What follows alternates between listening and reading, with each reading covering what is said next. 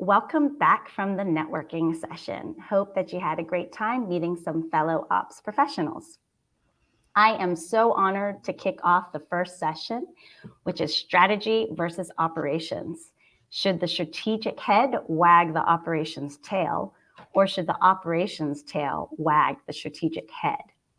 I am so excited to introduce you to the first two of our amazing 28 speakers and moderators. First, Jeff Szczepanski, CEO of Reframe Technologies, and the former COO of Sphere, which was recently acquired by Twitter. And he was also the former COO of Stack Overflow. I'm also pleased to introduce you to Kristen Shannon, who is currently the CEO of Highliner Technology and has a series of former COO roles, including but not limited to General System and Interim COO of Oxford Ionic. So Jeff and Kristen, let's start off by just getting to know you. Please tell us very briefly about your lengthy and impressive career paths, focusing on how and why you transitioned from COO roles to become founders and CEOs. Why don't we start with Kristen? Great. Thanks so much for having me. I'm really excited to be part of this conference too. I say a lot how much my favorite group of people to work with are other ops people. So I'm excited to be with a lot of ops people today. So I'm the CEO of Highliner Technology. What we do is work with companies who are startups or scale-ups going through rapid growth. And what we do is we help them operationalize their strategy and make plans for that direction. And we also work in very specific ops verticals, such as people ops or revenue ops, helping companies build out their functions for scale. But prior to doing this role, I had a couple other COO roles. And my big focus has been on how do we build organizations that are very much people focused, but also are scaling to be commercially viable. And I started my career very differently, actually, doing people operations and then general operations for a network of schools. So working at a head office where we were hiring about 800 people a year and going through that rapid growth. So for me, I went through this COO to CEO journey. I still think of myself mostly as a COO, even if my job title says CEO, because we're working with so many interesting companies, particularly deep tech companies, but lots of B2B companies. But for me, I really love the variety of seeing companies on that growth trajectory. And so that's why I ended up taking on my own path and starting my own company, because I want to be able to do what I've done before, but do it lots of different times over with an amazing team. Awesome. Thanks so much, Kristen. And over to you, Jeff. Hey, thanks, Charlene. Yeah, likewise, always a pleasure to join you guys for these things. I really enjoyed doing a talk a while back. What was I can't remember the title we used for the first session I did with you guys. I think COO, what's the job?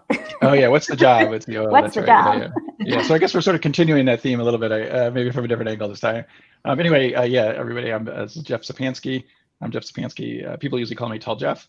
I'm the founder and CEO now of Reframe Technologies, which is a venture-funded startup with a crazy sort of ambitious vision of reinventing computing or inventing the next generation of computing, a la what comes after our current sort of desktop GUIs and all the things that came out of the original Apple Macintosh and even Xerox PARC before that. So that's something we got a small team of people still, less than 10 of us, chipping away at that. And in terms of my career path, I really spent the first half of my career as an engineer. Actually, I have a bachelor's degree in electrical engineering as my formal training, and spent the first few years of my career in corporate America kind of learning the best and the worst about working at big companies and kind of what they can do really well with lots of resources and things they're not so good at, which is a lot of helpful perspective through my career. And then, yeah, I founded a few other companies after that, but as like CTO and co-founder of 2 other businesses.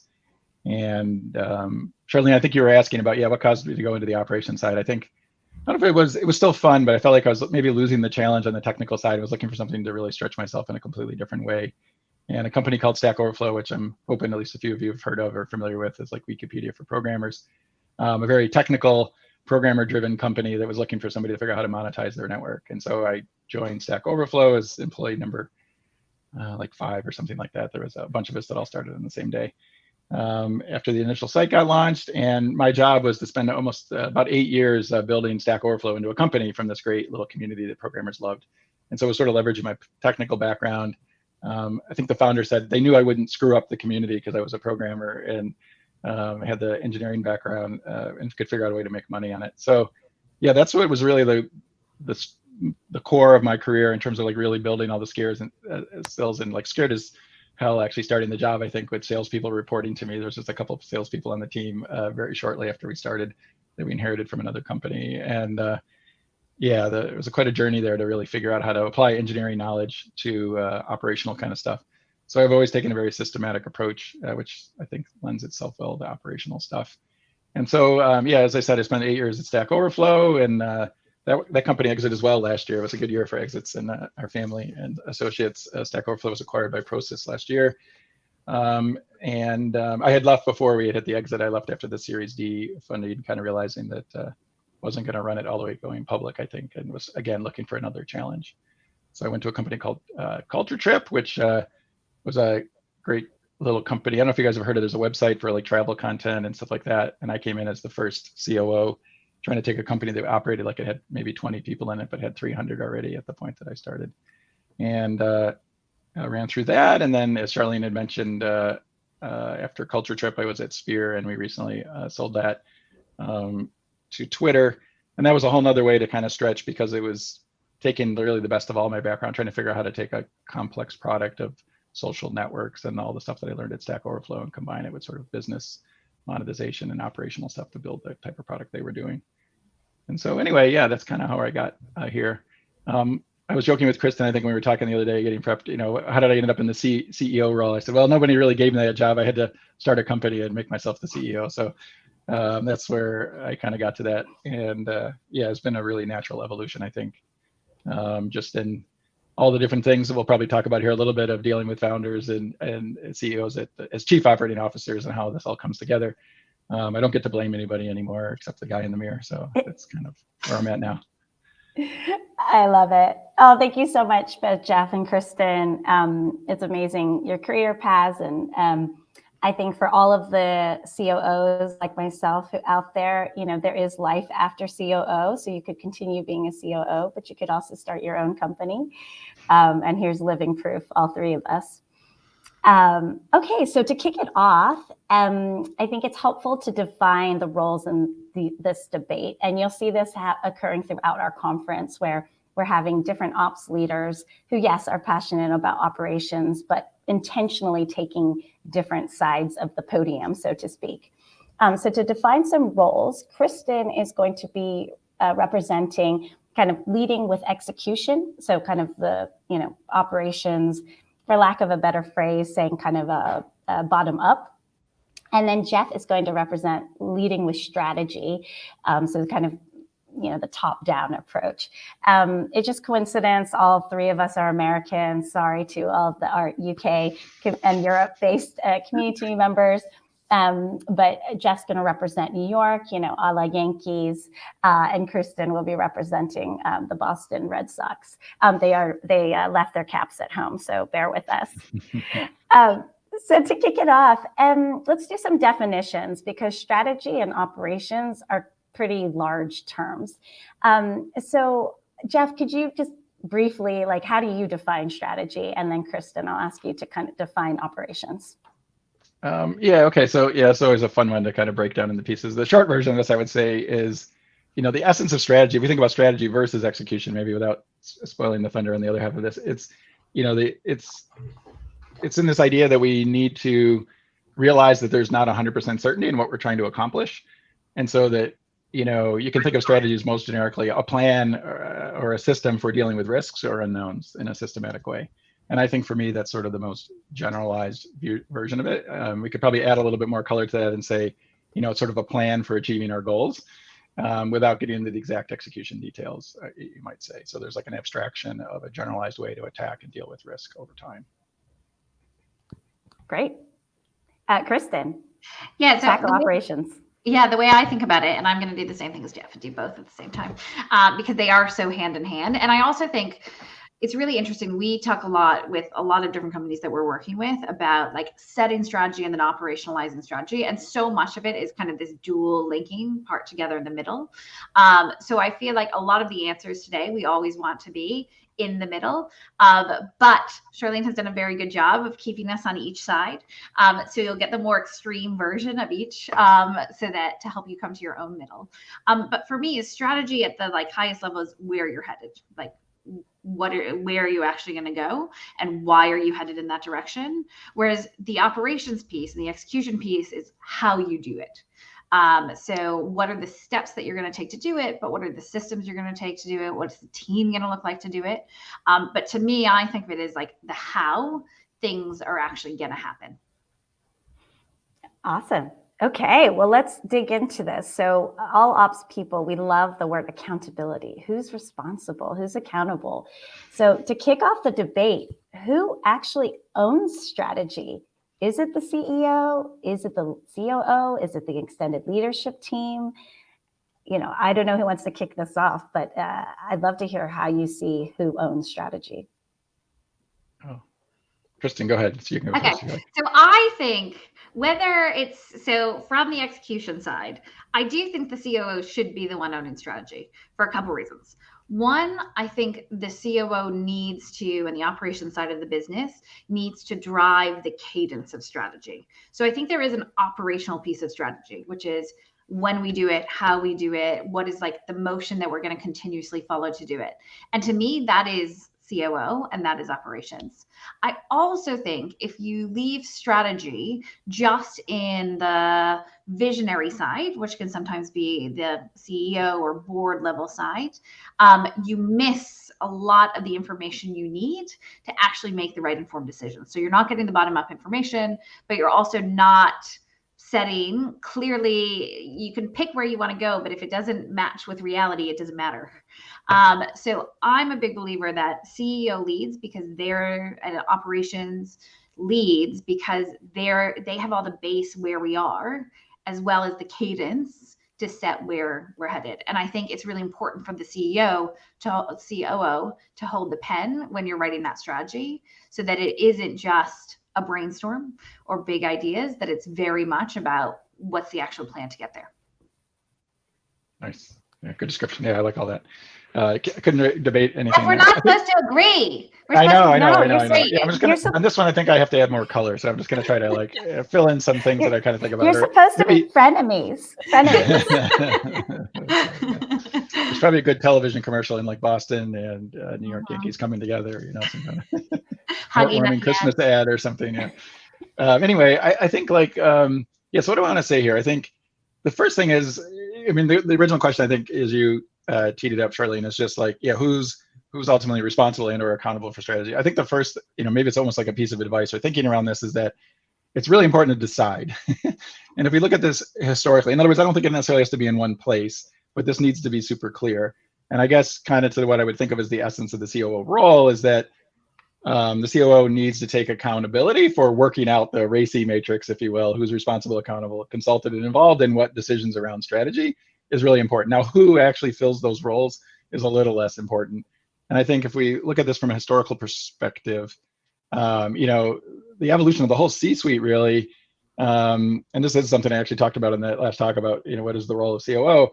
The whole C-suite is basically breaking into pieces a job that used to be one person. There was like the president of the company, and they kind of did everything. But our modern organizations are much more complex with all kinds of technologies and different, domains, disciplines involved in all these different functional areas. And so no one person can own all that. So we're kind of dividing up the CEO role into other pieces. And I think the essence of COO is this accountability around the fact that there is a strategy and it's very clear. Now, who exactly comes up with it? I think founder, CEO, they might be coming up with it and take on the responsibility for that. But it really could be anywhere in the executive team, I think. And maybe the simplest way I think of it is that probably the CEO is most commonly regularly communicating it, the strategy, regardless of how it's arrived at, or at least needs to be very consistent and not talking inconsistently with anybody else on the senior team, and vice versa, right? So there's one voice speaking the strategy and priorities and things amongst the C-suite. Got it. Okay, so to play that back, what I'm hearing, is Kristen taking a stance like actually it's the COO who, is holding the pen or pencil. I guess pencil might be a little bit better so you can erase. It's always tough when you have a pen, not erasable. It's like, wait, I didn't say that. Those were the OKRs. And then Jeff, I'm hearing you say that it's actually just really important to define. So maybe it's circumstantial, depends on, we talked about in our briefing, it kind of also depends on what stage your company's at, right? Yeah. So in the early days before you have your MVP and your product market fit, you're still kind of experimenting, which I think we may chat about, so maybe you need to be more dynamic, but at the same time, you don't want to be running around like a bunch of chickens with your heads cut off. So I think what I'm hearing from you is just decide, define, and align, which is something we've spoken about in a lot of our ops talks is alignment. It's like the most important thing is you might not have the right strategy. You might not have the right executional plan, but as long as you're aligned and everyone's on the same page doing the same thing, then you can learn from it. Right. Nice. Yeah. And I also think it's a really good rallying cry for kind of everyone in this community that I think I hear a lot from people like, oh, but we don't have a clear strategy, not necessarily from this group, but in general, that's kind of one of the scaling problems that most people feel is like, I don't know what the strategy is. We don't have a strategy. And there's this kind of passivity of waiting for the strategy to be handed down from the brilliant CEO. And anyone who's on my team knows that there isn't a brilliant CEO handing things down, that is very much kind of collective coming together and figuring out. And it's absolutely can be the role of an ops person. From the COO, I think it is definitely their role, but even at a kind of more junior level, saying, what's our process for defining this RACI matrix? What's our process for our cadence here? And holding at least the process piece feels very natural to an ops role to help not necessarily write the entire strategy, but to set the team up to be able to do it. Great. Now, thanks for sharing that. That's my challenge to the group for us all. I love it. And to our audience, please participate in the chat. We're not going to be doing a Q&A, but we'd love to hear your thoughts, your reactions. Maybe you have a differing opinion. So please definitely keep chatting in the chat function. So it's great when everybody's aligned, everyone's clear on this. What happens when poop hits the fan and things, quote unquote, go wrong? Whose fault is it? Was it poor strategy that was handed down? Was it great strategy, but poor execution? Maybe let's start with Jeff this time. Whose fault is it? Yeah, this is a great question. It's funny because I think there's whose fault should it be versus who tends to get blamed. Let's call that out. So I think where would I start on this? First of all, is the way you kicked it off there, it reminded me of one thing, which is a litmus test I like to use on a regular basis, which is, stop anybody in the hallway and sort of corner them and say, I got these 3 action items here, prioritize them for me, being somewhat facetious about it. But the question is do people put kind of objectives in the same order when you ask different people in the company? So in other words, if you had to give up one of these, which one would you give up, or which one would you prioritize first? If you don't get consistent answers, either the strategy is not communicated well enough, or it's not complete enough to be able to prioritize something. And so a really nice way to say, is your strategy complete and have we fully communicated? And I guess you could think of that in 2 serious stages, is that everybody should come to the same conclusion when confronted with such questions. Or maybe to put it a different way and maybe more realistically is be on the alert for people, the left hand not doing things the same as the right hand, and especially in different functional areas or under different sort of senior managers or whatever, middle management, more classically, where there's really not alignment in there. And I think this leads to sort of the blame question, or when things are going wrong, we got to start kind of winding it back. I think in other words, where are we going wrong in that picture? And I mean, in a sense, I think, I would definitely say that the COO is ultimately accountable for operational excellence.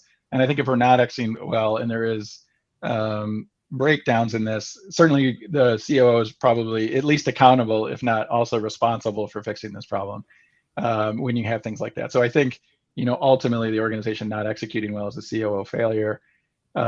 If no other reason, they haven't, sat in with the CEO or whoever they need to sit down and say, look, we're not, talking from the same voice, or I don't think our strategy is clear. I'm not sure we agree on this. We need to flush it out. The idea that we sort of let it live, that there's dissonance between the COO and CEO especially, or really anywhere else in the company that dissonance exists, means we need to be on it and, not going to sleep, so to speak, or letting it rest until we see the alignment we're looking for. And yeah, that's kind of the main structure there. I don't know, Kristen, maybe I'm sure you have some. Yeah, no, I think I echo some of that. I think ultimately whose fault it is rarely actually matters in a business. Yeah, that's another way of looking at it. Yeah. Is like, and I've sat in many a meeting where it's like, oh, it's this fault or that, like of the board, the investors, the CEO, the sales team, the product, like ultimately none of it, like it's fairly easy to assign faults, but is rarely helpful.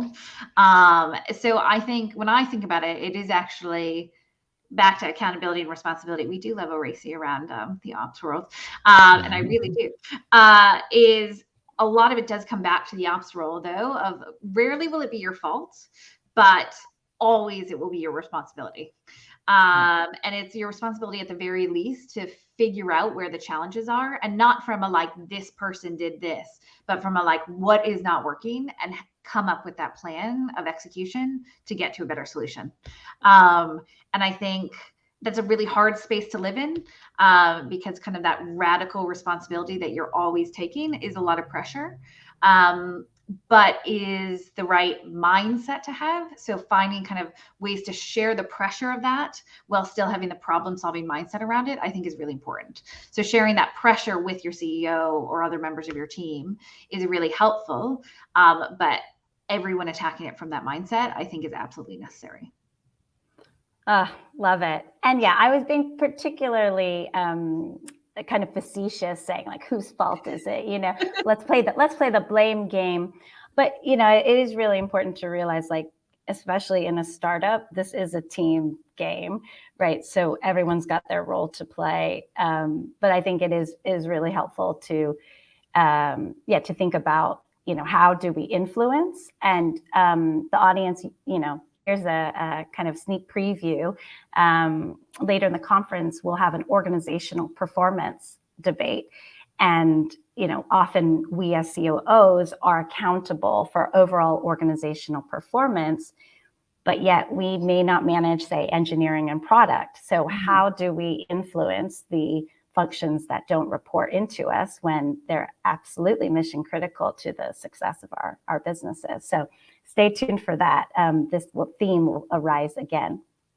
Okay, so let's move on to the next session. I want to make sure that we have time to delve into real life examples.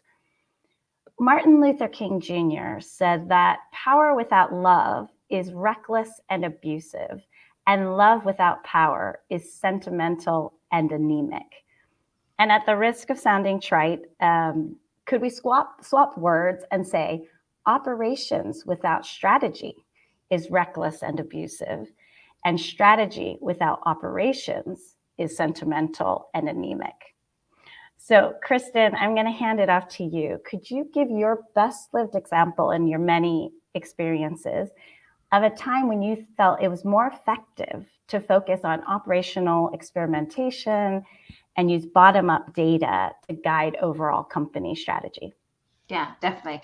I love this quote too, and I love the repurposing of it, because I think actually it's very accurate in a lot of ways. So I actually have two examples, but I promise I'll be quick, Shirley. One where the focus on strategy over execution and the strategy over operations went pretty wrong. And another one where actually by like that tacking and changing and a bottom-up approach without a strategy seemed like it might not have worked, but was incredibly effective for the business. And my main caveat on this that we've talked a little bit about before is a lot of it actually I think is very stage dependent.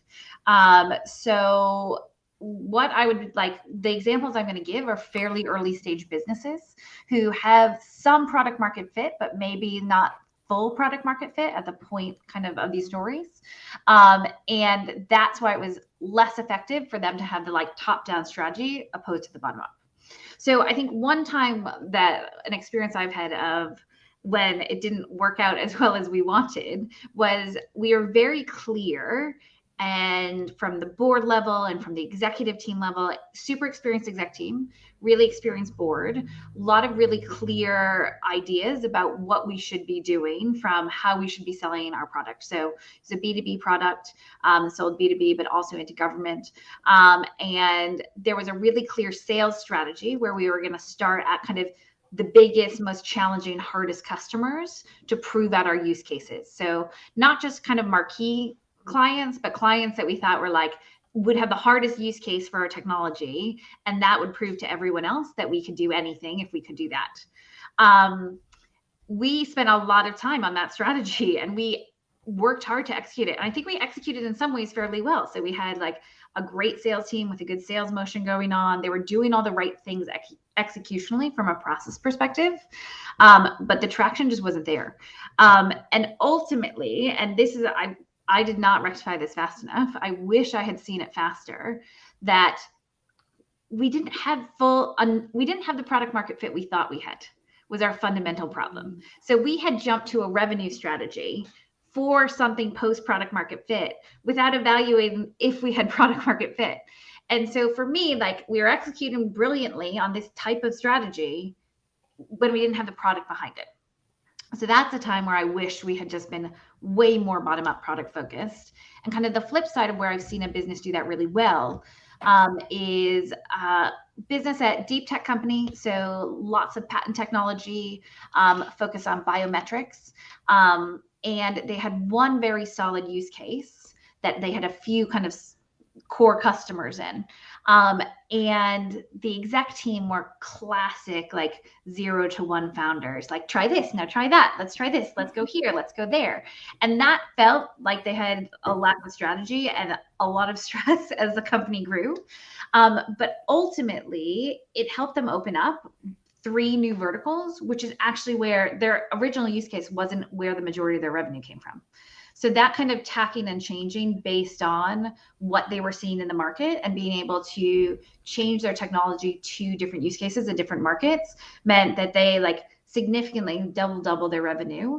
And then were able to raise a really significant B round at about 70 million. So they wouldn't have got there. And I know because I sat with them to write the strategy, which we then threw out the window and didn't follow. The strategy we had was way more like take where we have and scale it. But I was a little frustrated at the time, but they like chucked that one out the window and went a totally different direction, but ultimately was the right move for them at that stage. Great. Oh, thanks so much for sharing. And yeah, I mean, as an ex-consultant, like, I'm a huge fan of having a great strategy, which is executable. But I think what I've heard from you is when you jump the gun and you don't have enough kind of bottom-up data to sound check that strategy, it's no surprise when yeah, it's a bit too early for that. Yeah.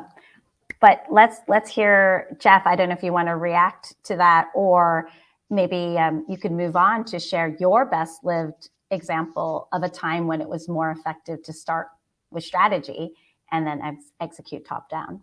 Yeah, I'll jump into my culture trip. I think is a good example to talk about, where I joined as COO of the company that went from like, had 15 people to like 300 in no time because of a very large fundraising round, hired lots of people, and really didn't have the operational sophistication. And in some ways, this example is going to be a counter example. In some ways, in other words, I think I did the right thing, but I overlooked some things in terms of doing it. And it gets into kind of what Kristen was saying, and this idea that where we're executing. So it's like a foundation. The thing I wanted to start about, it's a little less practical example, but hopefully this will still be helpful to people, which is, just let's ask ourselves the question of what's the difference between strategy and execution. We started off the session talking about, what's the definition of strategy and execution, but there's a very thought-provoking thing to think about. Maybe if we put it in just a little bit more simpler terms and talk about, goals, which are the things we're trying to accomplish, break them down in the task, and then execute these tasks. What's the difference between a goal and a task? And, like the example I like to use for this is, like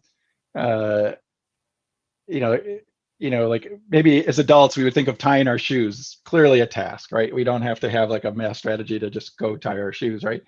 But for my son, Rory, he just turned 5, It's like sometimes I don't remind, hey, sit down, or, undo that knot. You might fall over if you try to tie your shoe this way, right? Like, it's not really an execution task for my son Rory exactly to tie his shoes, even though any of us as an adult, presumably we can do that without any issue. At the other extreme, so in other words, what I'm getting into here is that the plan that you have, or the goal, or even the task to execute, and who is doing them is an important thing to keep into account relative to how things are defined. And so at the other extreme, we could say like, well, okay, goal, I want to have people living on Mars in the next 10 years, right? Clearly feels like an ambitious goal, right?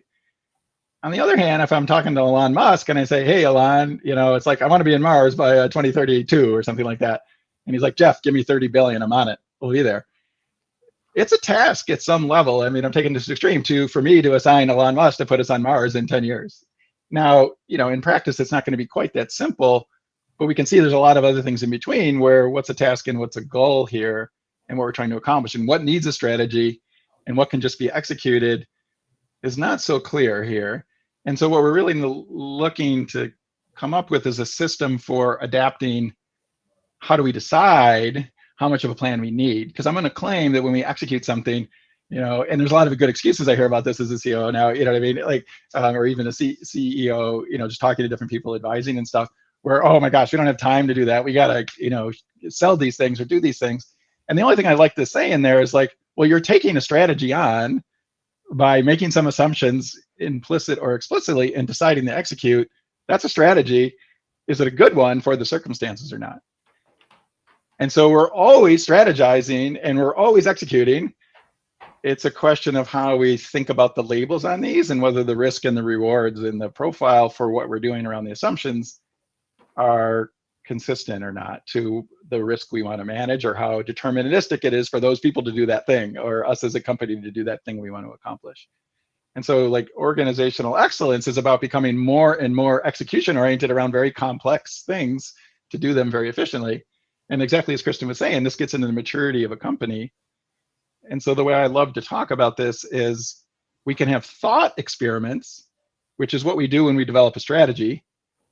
And we start to play out the game theory in our heads, and we come up with a way of assigning risks and coming up with a plan to break this down into actual physical experiments, which we execute in the real world, which usually are more expensive and take longer, to then give our feedback loop. So we can learn through analysis and thought experiments, and we can learn through physical experiment. And so the essence of the conflict and the argument between strategy and execution just gets down to the over-reliance, I would say, on one extreme of an over-reliance on thought experiments and implicit assumptions, or bad explicit ones maybe, and go into the other extreme, which is we're going to go test everything by just doing an experiment in the real world, when some thinking and analysis might have taken some shortcuts there, or analyzing the competition, or talk to somebody who's more of an expert. And so, and the two constants in all this are, who do we have doing it and how much experience they have, along with, are we truly inventing something completely new? And so like, I love to use the one extreme example, you can use my son Rory tying his shoes, and that's not really a task necessarily. And not even the Mars one, but if we go to, this idea that, like Einstein, general theory of relativity completely changed our interpretation of science, or of time and space, and basically moved all in science forward completely with thought experiments. Not a single, we're not all Einstein, I'm not Einstein, that's not what we're trying to say here. But in the extreme, we can like redefine physics and the way we view the entire world on thought experiments alone. And it was only the one physical experiment at the end of the thing that some people went down and looked at the solar eclipse and said, oh my gosh, light bends because of gravity, like space is being curved, that validated all of that work that he did over this, the course of decades. So, go a decade with no shipping anything, you know what I mean? And this just kind of gets into the dynamics of your problem in your space here. And so tying this into Culture Trip, when I joined there, it's really interesting, very execution-oriented company, almost because by definition, you got, the way I would assess this today, my big learned lesson was that you had a team of people, starting with the CEO and everybody that was hired to that point, that were sort of de facto over-relying on physical experiments. And I came in and I'm like, going crazy, basically saying this is insane. And it was a good opportunity to say like, oh, can I like practice all this stuff I know? And then started trying to teach everybody very systematically how to build a strategy. But the big lesson in the whole thing, like, I was right. This needed to be done. They were, in pain in many different ways that they all knew, but didn't know their way out of. But also me speaking as the COO was like, I don't value the thing you value, which is executing. That's like the way that it can come across, right? So that was like my lesson. In other words, I'm talking to everybody, you got to sit down and do these things, and they're all freaking out because everybody's scared. We got to keep moving. No, we got to move faster. And they don't, this idea that I couldn't have at that time described this dichotomy that we need to break between strategy and execution, and how you're just thinking about, okay, great, you want to do something here. We need an experiment. Do we open up a textbook or talk to some experts, or do we ship something new and see what customers say about it, if you know what I mean? Mm-hmm. And the idea that that's a choice that was being implicit every single day since the company was founded and need to become a very explicit one was basically the big learning at Culture Trip. And for me anyway, and and a way to talk about it, even though it would be intuitive for a lot of us, maybe as COOs who like to plan things and put a lot of structure and action items and everything. And the people were freaking out is just because they don't feel like they're doing anything unless they're shipping something, basically, right? Or doing physical experiments. That's where they get their sense of. My dad used to say motion versus movement, mm-hmm. Are we moving in a direction, or are we just kind of moving our hands around, right? And I'm not actually putting a judgment in either one, but there's a difference, and we want to like think about which one we want in a given situation, And so anyway, that's my Culture Trip semi-practical story. I love it. Oh, my head is swarming with this. I went to space. I went to Mars. I'm having thought experiments, but I'm also thinking about being on the ground on Earth, and I mean, I don't know how many people would agree with this in the audience, but sometimes we as ops people, we're so down in the weeds, executing almost for execution's sake. Mm-hmm. It's like you hear that phrase of, you're so focused on the trees, you can't see the forest. And right. So, I think what is evolving from this conversation is that we're not saying you can be just top down or you can just be bottom up, but the beauty is actually in the balance. And so as we come to the end of our session in the next just under 10 minutes, I'd love to take your theoretical physics and let's do some applied physics.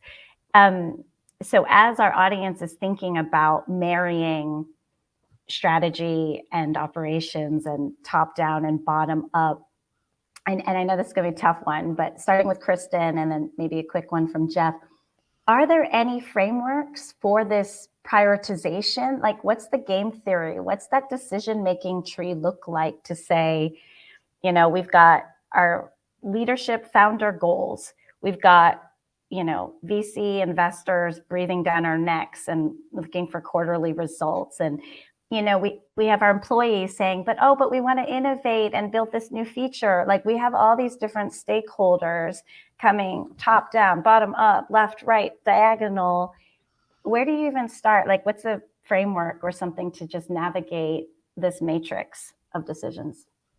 Starting with Kristen. Sure. I think the thing is, there's no lack of frameworks. There are a lot of frameworks, and I feel like we've all done OKRs and sometimes maybe we've done 40X. Like, they're all processes and frameworks, and I love a process and a framework. But I think the key is ultimately the goal with strategy and execution and bringing them together in this middle point. The goal is finding alignment and clearly communicating priorities, and like figuring out those priorities and clearly communicating it. So back to Jeff's, like, can you stop someone in the hall and say, like, of these three things, which would you pick as your top prioritization? Well, ultimately, that's really a big part of the goal, especially in startups, as things are constantly changing.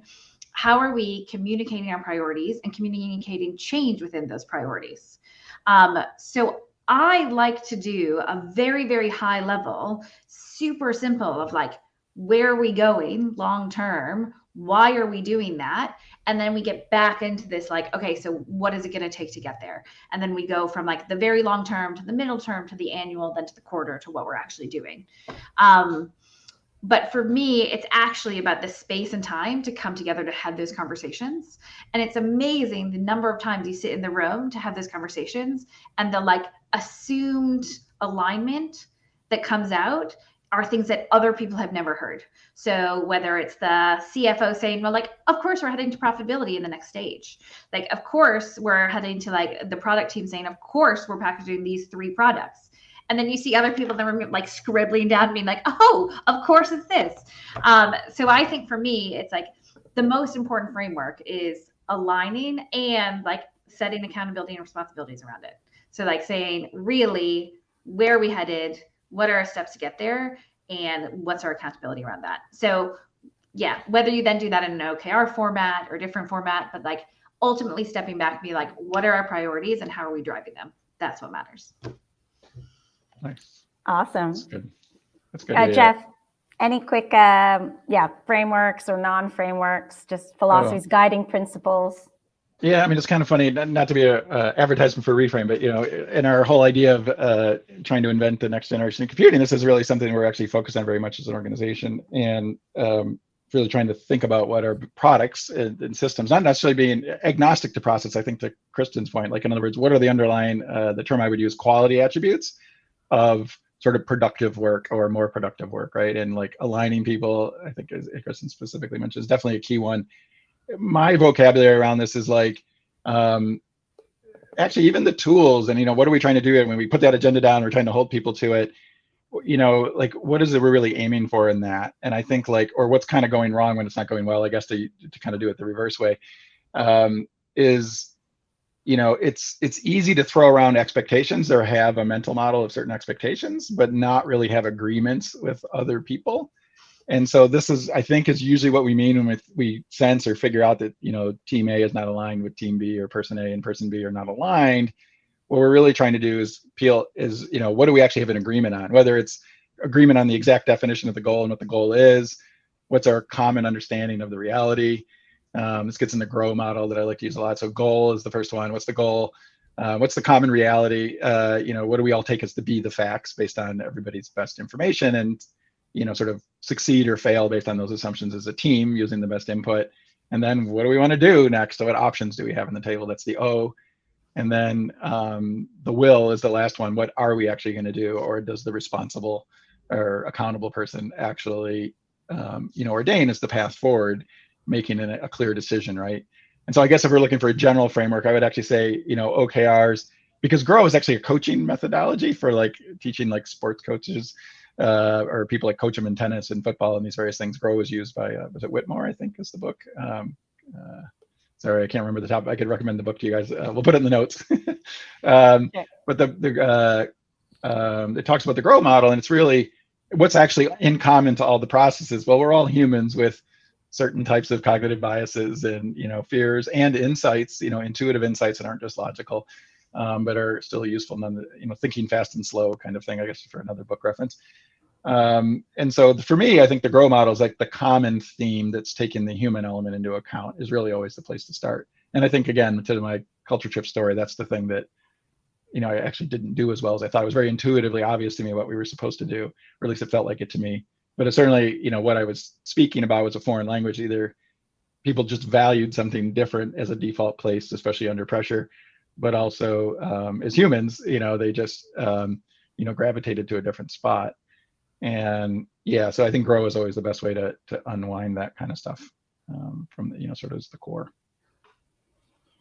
I always like to say that operations is really where people meet systems and process.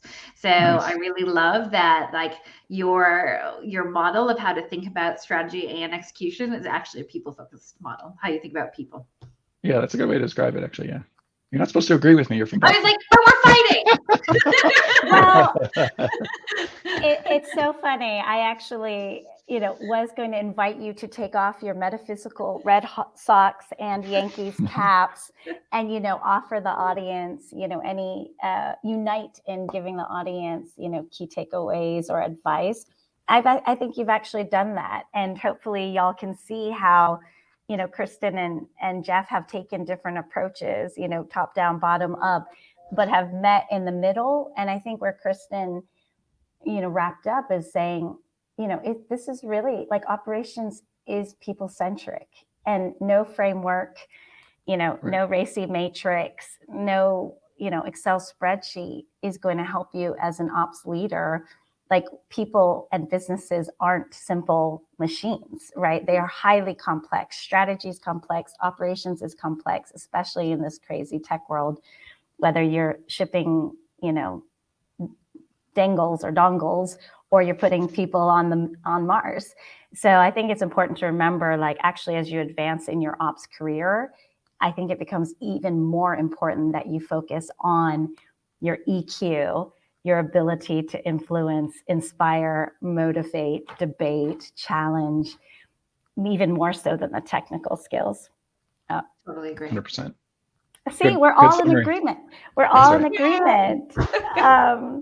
So I wish that we could continue this exciting debate, but I just want to give a huge, huge thank you to both Jeff and Kristen for their amazing insights. I hope that you as an audience also appreciated their thought leadership, and it challenged you to think about your own role in operations. So I just want to give you a huge thank you. And now we're going to take a quick 10-minute break before our next controversial people debate. Is operations just a cost center, or is it actually a growth accelerator? So with that said, we'll see you back here on main stage at 9:45 a.m. Eastern Time, 2:45 London time. Thanks so much again, Jeff and Kristen, and we'll see you soon. Thank you. Everyone. Pleasure. Bye. Bye.